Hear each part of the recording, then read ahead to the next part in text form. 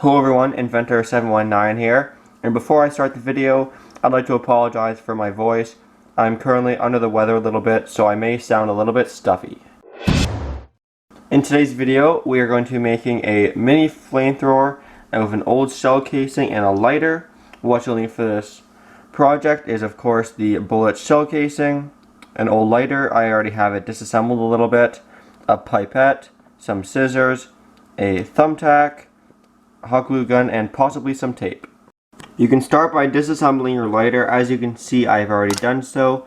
I won't show you on camera, but basically just undo some screws, take off the top half, take out the barrel, whatever you want to call it, the trigger. You don't need any of that. All you will need here from your lighter is the gas canister with the pipe or the gas line attached to it, and this little piezo electric sparker. Everything else is scrap. Next, to prep your old shell casing, doesn't matter what size it is, but all you have to do is take a drill and drill out the old primer for the proper size so that you can just ever so slightly fit in the pipette in the end. Lastly, prepare your pipette by grabbing your thumbtack and putting a hole at the very top of the pipette just before the bubble goes to a taper. Now that everything is assembled, we're going to go ahead and start assembly. The first step here is just to mount the bullet shell casing on top of the gas tank. This is just to, I'm going to be using the gas tank as a body. So to do that, I'm just going to simply place a bead of hot glue on the top like that. Now this shouldn't be a danger, just to make sure it's super hot and can puncture the plastic, because then there'll be butane fumes, and of course that is very flammable and toxic. Next up, we're going to go ahead and shorten the pipette by cutting it to a length which, when fully placed inside of the bullet, will leave about 1/2 inch to 3 centimeters just inside the bullet. So I'm going to go ahead and cut it right there. And then, like I said earlier, you should have made a hole in the back of the shell casing so that you can push the pipette into the casing. It should be a tight fit, but you're going to go ahead and push it in all the way. Then to attach the gas line, what you want to do is cut it to the proper length. Of course, it doesn't have to be. You can keep it as long as you want, but I'm going to cut it to the proper length just to clean it up. And then find the hole you poked in earlier with the thumbtack, and then just place it in. Again, should be a tight fit because you want a tight seal, but place it in not too far, just maybe 1 centimeter of the tube inside the pipette. As you can see, there's the tube inside the pipette, and when we push on this trigger, the gas will go through the tube and into the pipette. Then when you squeeze this, all the gas will go into the cartridge and out the barrel. Now that the gas system is in place, we have to go ahead and attach the electrical or the igniting system, and to do that we're going to be using that piezo sparker we stole from the lighter.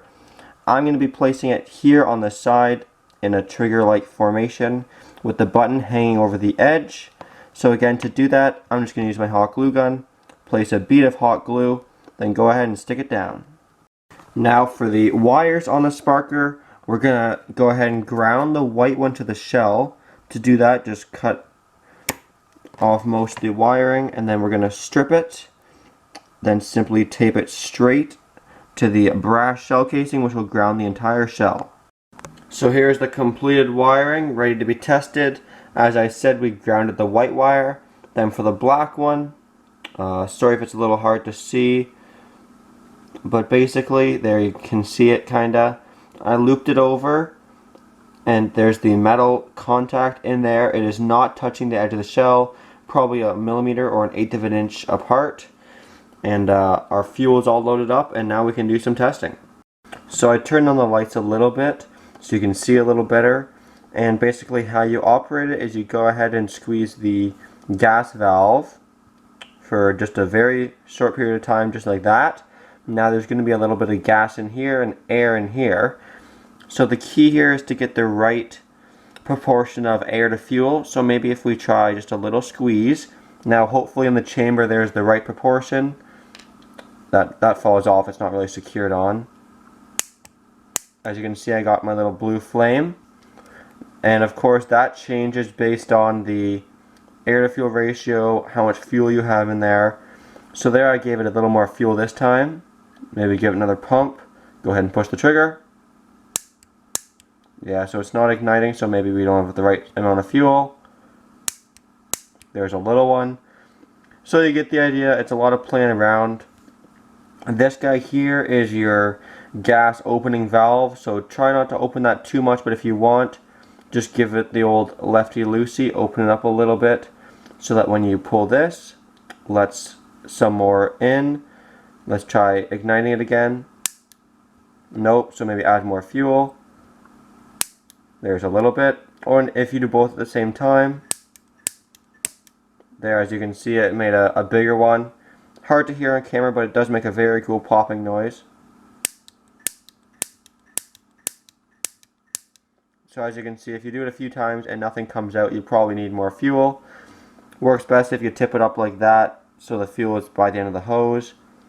Push it down for literally 2 to 3 seconds. Now your canister is loaded up. Like I said, give it a squeeze.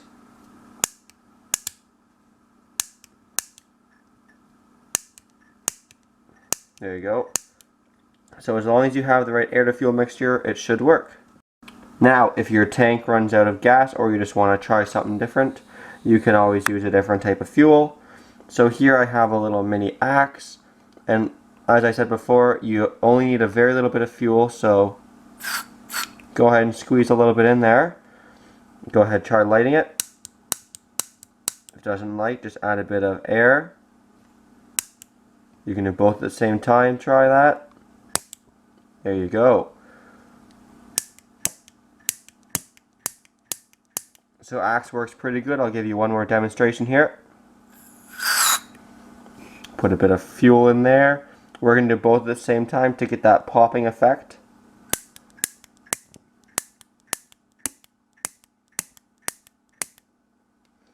Sorry it's hard to show you guys on camera, because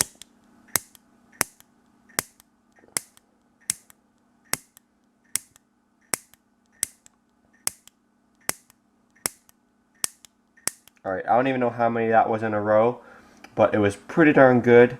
And I know it's not a huge flame, it's not meant to be a World War II flamethrower, just a cool little gadget.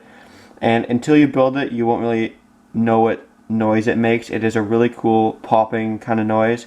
So I say give it a try. Definitely try the axe fuel, maybe alcohol or something, gasoline, let me know what you think. It's a lot more explosive than the butane is, which is why I think it lit so many times there. There's probably still some, yeah. We're still getting it igniting, and we probably had like 40 shots off the bat there.